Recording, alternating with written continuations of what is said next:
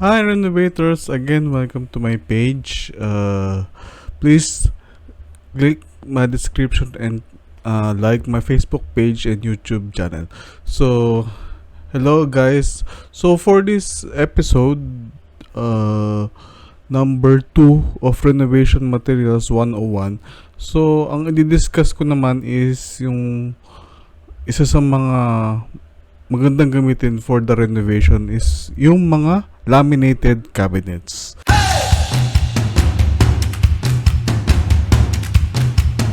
Episode na Renovation Materials 101. So, let me define first the laminated cabinets. So, laminated cabinets is consists of a strong core material typically created by compressing wood or MDF or wood particulate and melamine or marine plywood, which hardens the mixture into a sturdy plank.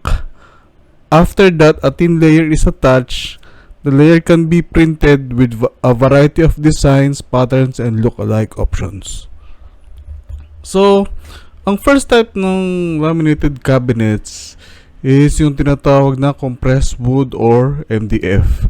So sa compressed wood or MDF, ito yung typical na pag tiniturn over ng mga condo developers sa mga residentials. So, pros naman niya is unang-una is price is lower and cheaper and easier to fabricate. So compare mo sa other type of laminated cabinet, much cheaper to, at the same time mas mabilis i-fabricate kasi medyo madaling, dahil nga kusot siya, kumbaga malambot yung wood niya, mas madaling i-pattern. So yun, ang pinaka cons lang nito, pag nababad sa tubig na matagal or medyo na flooded, natutunaw ang loob since kusot lang siya or compressed wood. So mostly pag nabababad, mabilis matunaw. Yun yung pinaka niya nangyayari. Yun yung pinaka cons lang ng MDF. So ito yung pinaka MDF or kusot or pinaka much cheaper and mas easier to fabricate. So ito, so kung mapapansin nyo, yung pinaka loob niya is para siyang kusot or na to, kumbaga compressed wood nga. So ito, kung makikita nyo dito sa sa videos na pinapakita ko, so ayan, medyo compressed wood siya, ayan, or kusot. So ayan, ito yung isa sa mga type of laminated cabinets na mas cheaper talaga ng mga condo developers kasi unang-una yun nga, syempre sa condo kailangan mabilisan ng gawa, especially sa mga unit. So yun, another type of laminated cabinets is yung tinatawag na marine plywood or melamine. So ito, plywood or melamine naman, ito yung parang mostly, mas in layman's term, mas madali siya marine plywood. So ang pinaka pros naman nito is much waterproof to compare mo sa kusot, kasi ang kusot natutunaw, ito hindi, nag-expand din naman to since kahoy siya, pero ibig sabihin na hindi siya natutunaw, hindi siya nalulusaw.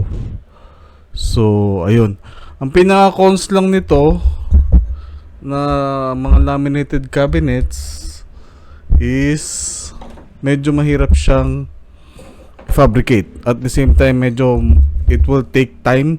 For example, ang kusot or MDF na laminated cabinet, it will take at least 1 week. Pag melamine naman or marine plywood, mostly it will take at least 2 to 3 weeks. Kumbaga, mas doble.